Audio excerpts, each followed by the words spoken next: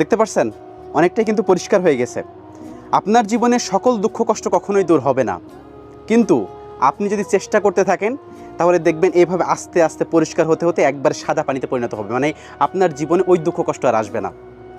আমি মানতেছি আপনার জীবন থেকে সকল দুঃখ কষ্ট দূর হবে না, কিন্তু হ্যাঁ 25 সালে যদি আপনি ভালো কাজ করেন, আপনি যদি আগের থেকে ভালো কোনো কাজ করেন, নামাজ পড়েন, আল্লাহকে ডাকেন, অন্য মানুষের ক্ষতি না করেন, তাহলে দেখবেন 25 সাল আপনার জন্য অবশ্যই অবশ্যই ভালো হবে।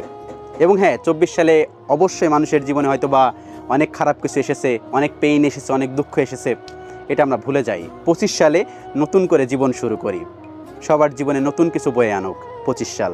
Happy new year 2025।